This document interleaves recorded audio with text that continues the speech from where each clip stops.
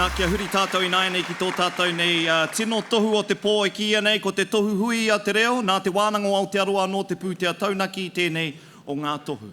No reira, mai ngā toa whakaihu waka katoa ko te toa o ngā toa, ara te toa o te tohu Huia o te reo.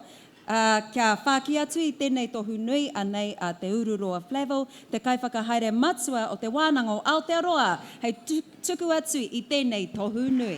Kia ora no tātou katoa, e hoa mā, i mua o te pāho atu i te kōrero, o te hunga i tino kaha nei, Waimaria nei, he roto i ngā ahuatanga katoa, me whai wāhi tātou ki te paki mo te hunga i whakaingoatia me te hunga kāri Waimaria tēnei pō, mai te paki.